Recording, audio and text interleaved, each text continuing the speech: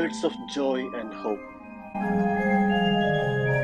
31st Sunday in Ordinary Time, Dal year C, Vangelo Gospel secondo according to Luca. Luke chapter 19, verses 1 to 10. Commentary of Father Fernando Armelini. A good Sunday to all. In the Gospels of the last Sundays, we have heard several times the evangelist Luke makes references to the journey that Jesus is making on his way to Jerusalem. And today we find him in Jericho, the last obligatory stop before starting the 27 kilometers ascent through the Judean desert leading to the holy city. To avoid going through Samaria, the Galileans descended from the eastern part of Jordan River, crossing Perea, a region that, together with Galilee, belonged to the jurisdiction of Herod Antipas. Then, when they came to the height of Jericho, they crossed the Jordan River. In the Bible, Jericho is called the city of palm trees. It's a green oasis surrounded by the region completely arid and scorched by torrid sun.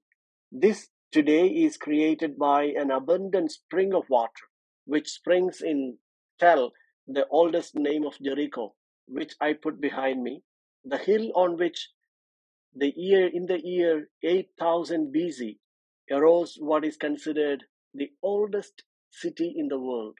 Then followed more than 20 other citadels, one of which we all remember, the one whose walls collapsed at the sound of the trumpets of Joshua's soldiers. Of course, this is not a chronicle but a saga, because the walls of the city, the biblical account refers to having collapsed 2 centuries before. We close the parenthesis. I show you this spring that gives 4,500 liters of water per minute. I present it to you because that is certainly where Jesus and the disciples quenched their thirst. And then they certainly took away a wineskin of water to be able to undertake the 27 kilometers journey to Jerusalem, because they would not have found another spring on the way. At the time of Jesus, the city of Jericho did not stand on the Tel. That city was destroyed at the time of the Babylonians in the 6th century BC. After that, no more cities were built on that site. The city of Jericho at the time of Jesus stood where you see that green that I have put behind me. Along that coast was the city of Jericho. To tell you what this city was like, I find nothing better than to read you a short text. The author, practically a contemporary of Jesus' time, Josephus Flavius, devotes 2 or 3 pages to Jericho. I will only read a few small parts. The palms that bathe this spring are of many different species, both for the taste of the fruits and their healing properties. They said that even the dates from these plants cured tumors. Some dates are large and when crushed produce an abundant honey that has nothing to envy to that of the bees. Then the balsam is collected, the most appreciated of the products of the region, which was exported all over the world. And then the citron, the microbalsam. So you can't go wrong to call this a divine country, where the rarest and most beautiful plants in the world grow abundantly. The water of the spring drawn before sunrise and then exposed to the air becomes icy, the opposite of its surroundings. Instead, in winter, it becomes warm and enjoyable to bathe in. And also, the climate is so mild that while it snows all over Judea, here the inhabitants of Jericho are clothed in fine linen. I presented to you an idea of this Jericho that Jesus encountered. In ancient times, it was also famous for corruption of the customs. for the good life. It was the place of vice, while Jerusalem was the holy city where people went to pray, where they led a life following the Torah. Also, Jericho was the city of the second residences of the wealthy people of Jerusalem. Behind me are the remains of the palaces of Herod, of the Hasmoneans. In Jericho was also the custom house for the collection of money of the duties of the products that were then going to all the world, to Perea, to Judea, to Egypt. And therefore, the presence of a tax commissioner was justified. Let us now hear who Jesus meets when he arrives at Jericho. At that time Jesus came to Jericho and intended to pass through the town. Now a man there named Zacchaeus, who was a chief tax collector and also a wealthy man, was seeking to see who Jesus was. In Jericho, a man is trying to see Jesus. Who is he? It is not the trivial curiosity of the fans who at the airport are waiting for their star's arrival to see her approach and ask for an autograph. No. He wants to know who this Jesus is that he has heard about. He wants to know his identity. And it is an identity that interests us too because it is the identity of the Son of God, whose face reproduces perfectly that of the Heavenly Father. That face that people have always tried to imagine, but they have built masks of the face of God. Today, we are going to contemplate through the eyes of Zacchaeus the beauty of God that shines in the face of Jesus. How does the evangelist Luke present this man? First, his name is Zacchaeus, and never has the name been so inappropriate to the person who bears it because Sakai in Hebrew, it means pure, righteous, and innocent. The second characteristic is his profession. And here Luke invents a term which does not exist in Greek. He says that he was a architelones. Telones is the publican, and architelones is arch publican. We already found last Sunday the publicans when we commented the parable of the Pharisee and the tax collector. Let us recall who they were to understand who Zacchaeus was. He was the chief tax collector, and this profession was obtained under the contract by the Romans. That is, he agreed with the Romans a total amount that he had to deliver to the state, and what he then made extra by imposing taxes and fees was for him. Therefore, he was a legalized thief. Then he was a person who, to be able to start practicing his profession, had first offered a sacrifice to the gods for the health of the emperor. So he had also renounced his faith. He had betrayed his people for money. He had become a collaborator of the Roman oppressors. No pious Israelite would come near this person. The third characteristic presented by the evangelist Luke defines who this man is. He was rich and therefore a man of wealth. In the race of this world in which people try to have more and more, to have more power, to appear more, Zacchaeus is a successful person. He has had everything in life. He is a person who has reached the top, a desirable person. So we ask ourselves, why is he looking for Jesus? Why is he restless, unsatisfied? We can see it by the way he moves, by the way he behaves, and by the very fact that he is looking for Jesus. Zacchaeus has participated in many banquets and is still looking for authentic food that satisfies. the water that satisfies the need for joy, harmony, for inner peace. This is a lesson for us because many times we turn to material wells in search of joy, and we do not consider that these wells dry up and leave us unsatisfied in the end.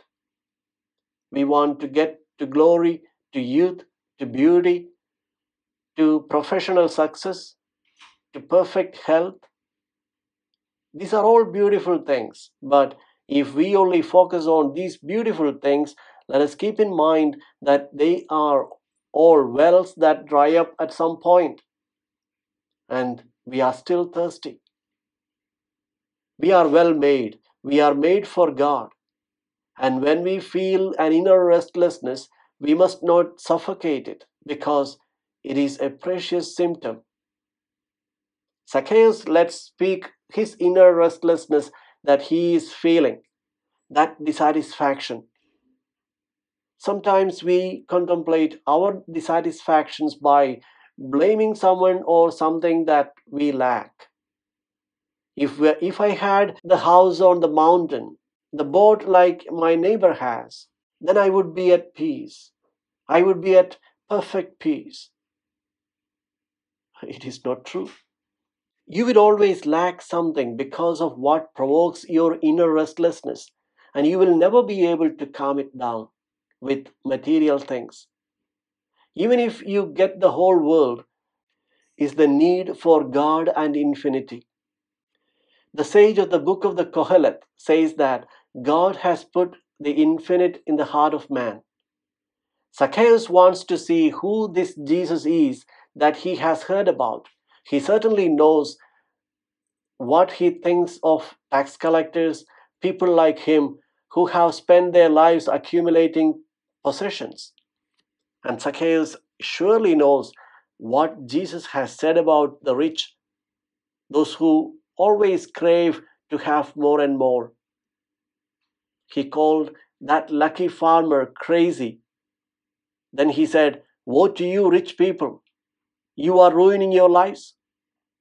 And he also said, "Whoever does not give up all his possessions cannot be my disciple." And also, what good is it for a person to gain the whole world if his life is meaningless?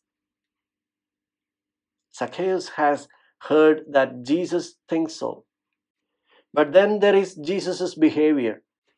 He has certainly been entrusted that, strangely enough, Jesus is called the friend of such as he, the friend of tax collectors and sinners, so that he no longer understands Jesus. Who is Jesus? And whose side is he on? And it must have been precisely this jumble of thoughts that led him to try to see Jesus. Certainly, Zacchaeus tried to appease his anxieties with iniquity. And anxieties pass even with evil, but they pass for an hour and then return. Zacchaeus then must have thought, who knows if this Jesus will not be able to cure me forever of this inner dissatisfaction. Let us hear what he does.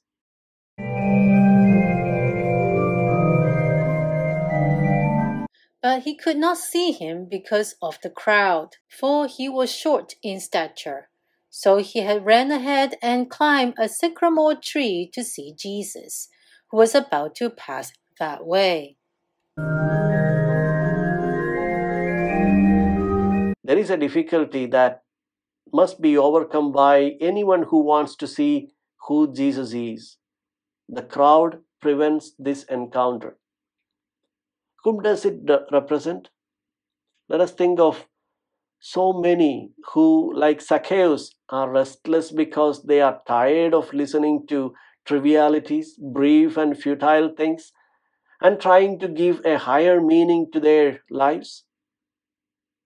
It is that need for a spirituality that we see in so many people who then turn to the Eastern religions, to Islam, and even to the gospel. And all of them If they want to find an answer to their questions, they have to detach themselves from the crowd. The crowd represents the mentality of today's world and the speeches that is heard on talk shows, the life proposals shouted by the so-called influencers. And what does the crowd tell you? It tells you to adapt, behave as everybody else does, try to feel good, do what you like, detach yourself from certain thoughts. You have to detach yourself from this crowd if you want to find Christ, if you want your life to be enlightened and guided by the gospel.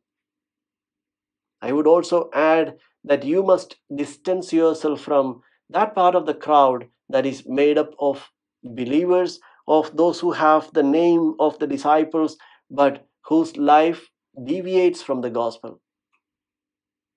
These disciples' scandals may discourage those seeking to know Jesus of Nazareth.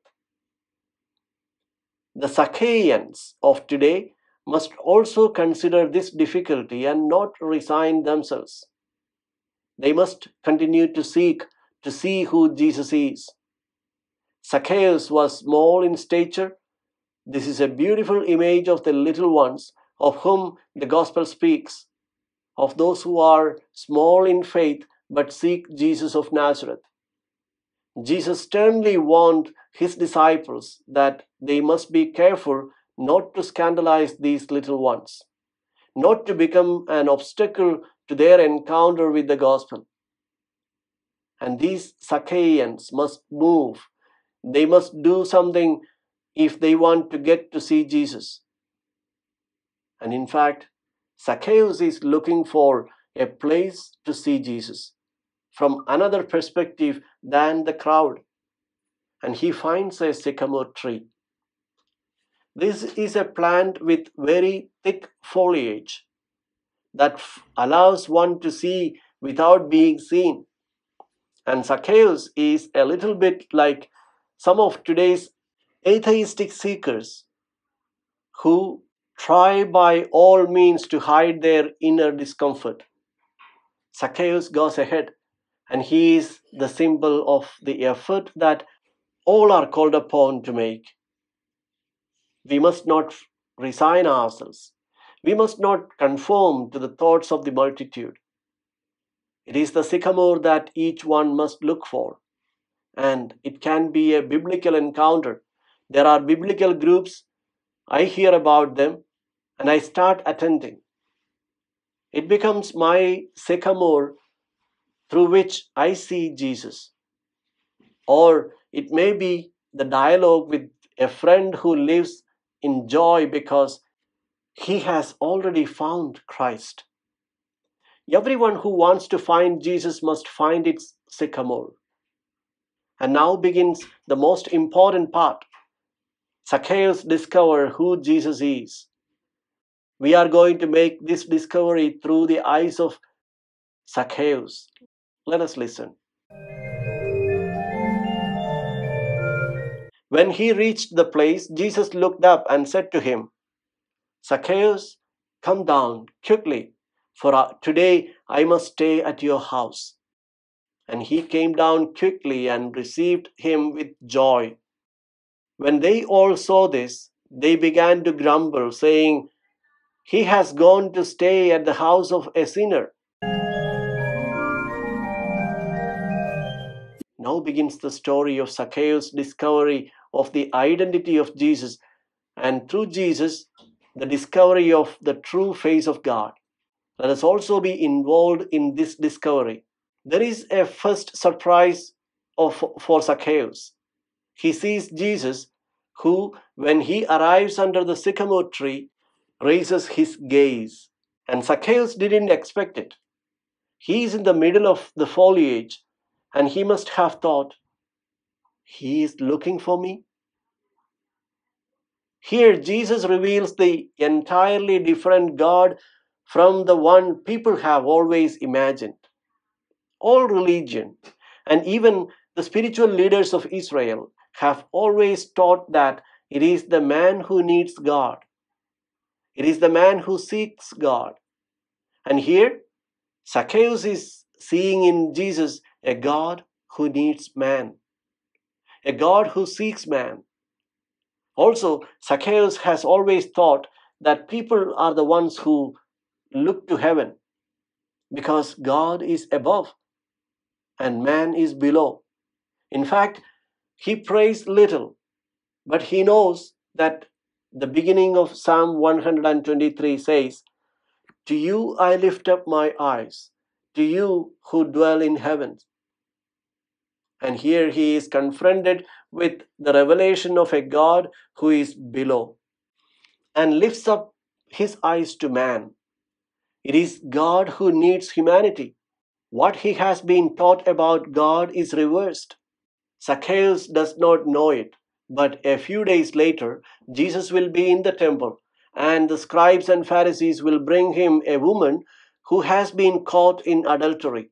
Jesus is sitting, and the woman is standing. Jesus will look up. He will always be down because he who needs love needs to be served. She is above, Jesus is below. Zacchaeus does not know, but a few days later, when Jesus celebrates the Last Supper, he will ask the disciples, "Who is great? He who serves or he who is served?" And they all answer, "The one who is served." Jesus said, "No, great is the one who serves. In the midst of you, I am the one who serves." Enough with the God served by people. This we have invented. The God of Jesus of Nazareth is the servant of people. Also, Zacchaeus sees that Jesus is among the good people, the disciples, those who hear his word. And what is the surprise? That Jesus is good even with the righteous.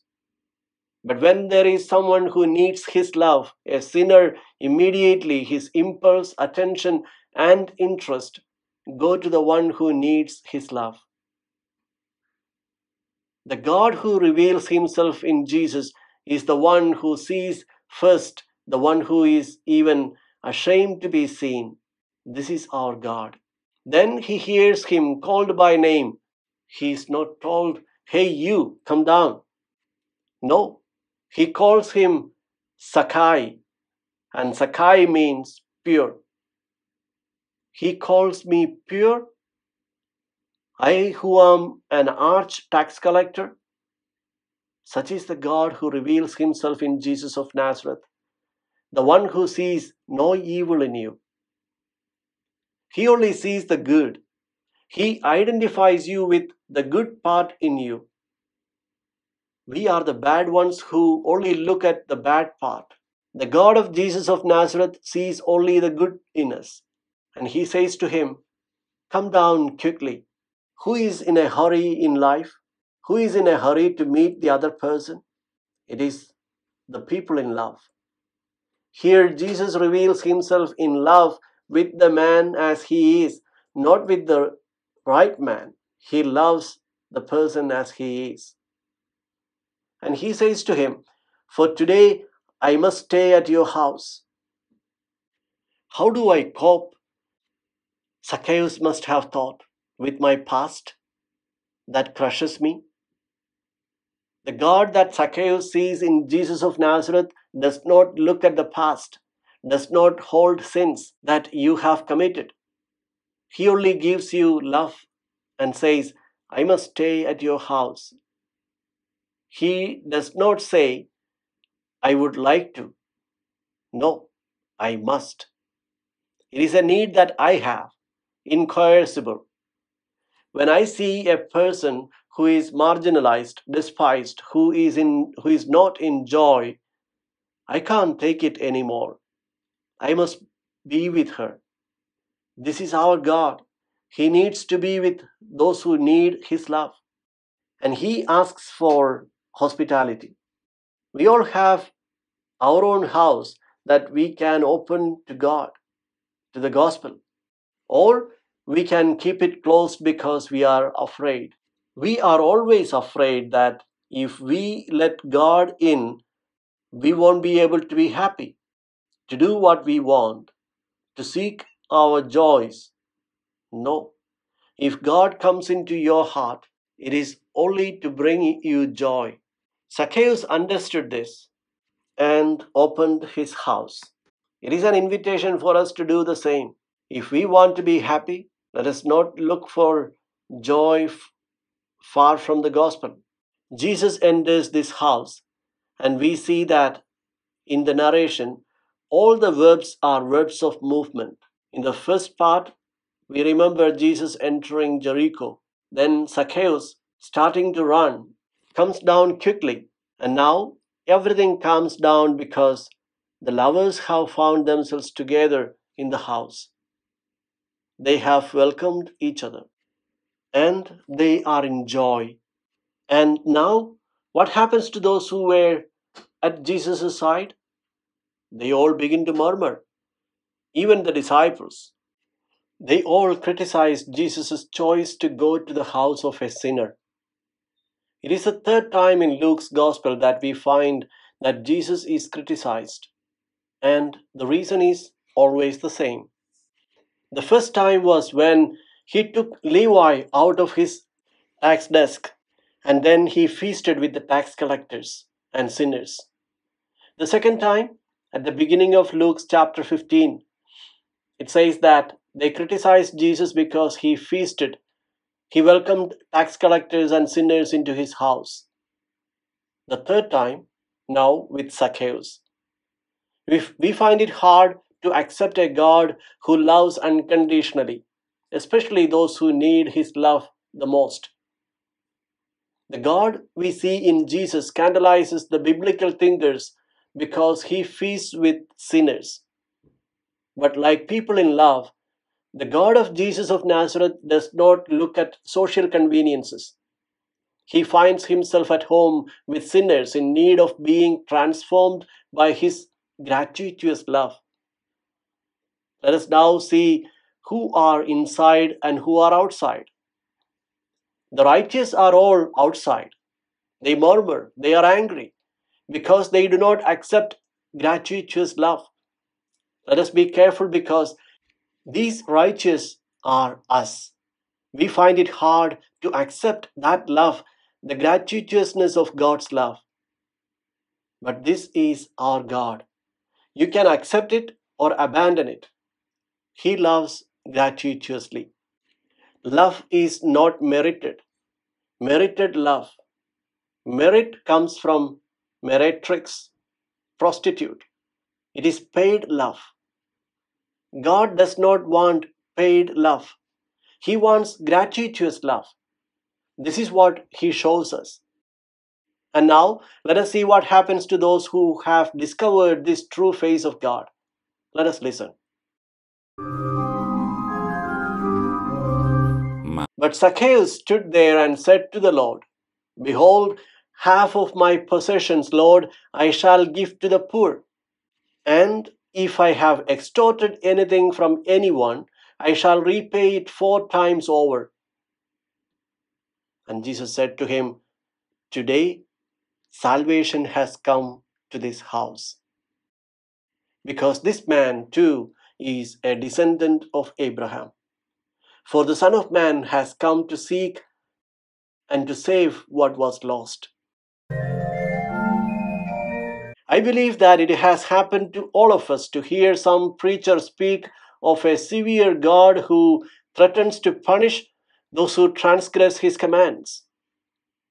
And these preachers also affirm that it is necessary to present such a God to make people change and become good. It is the opposite. It is the adherence to this ugly and evil God that makes people bad.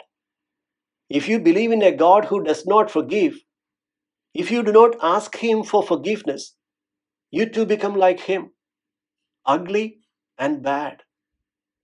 You do not forgive those who do not ask for forgiveness. Sometimes religions have been accused of fomenting discord and even wars. It depends on the God they worship because a divinity corresponds to a certain humanity. If we look at the history of religions, the cruelest people have been those who have worshipped cruel deities. Let us think of the Assyrians, who for centuries devastated all the people of the ancient Middle East in the name of their god Ashur, a cruel god. And let us be careful too, because if we believe in a God who allows crusades, inquisitions, witch hunts, let us take this into account. It is not the God of Jesus of Nazareth. Let us see now what happens to a man who welcomes in his house, that is to say, in his heart, in his life, the God of Jesus of Nazareth, the God of the gospel.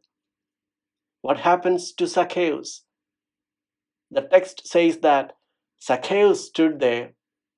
This is a mistranslation because the Greek verb stapheis is a passive participle. It is not that he stood there, indicating that he has had a little to drink and now begins to speak. It is stood up, is again set on his feet by the God he has taken into his house.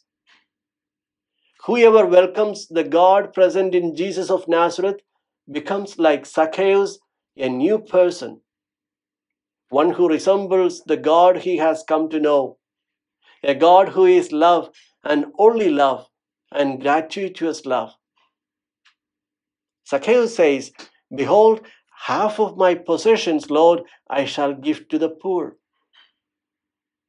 If he had believed in the ugly and evil God, he would not have behaved like this. The one who welcomes God preached by Jesus, the God who loves freely, sees immediately around himself those who are in need, because now he too is involved in this love. Before, Zacchaeus did not see the poor. Now that he has assimilated the gaze of his God, he sees the poor and gives to the poor what he has. He understands that the value of a person does not depend on what he has, but on what he gives. Then Jesus exclaims, "Today salvation has come to this house, because this man too is a descendant of Abraham." This is salvation, to let oneself be involved in the gratuitousness of the love presented in the person of Jesus of Nazareth. The story unfortunately stops now at the most beautiful thing, because we would have liked it to continue telling us what happened afterward. But Zacchaeus is no longer spoken about. There is some story that says that he became a bishop of Caesarea. They are just stories about him. Today we have been reflecting on the path that he followed to reach salvation. And it is the path that today is proposed to each one of us. I wish you all a good Sunday and a good week.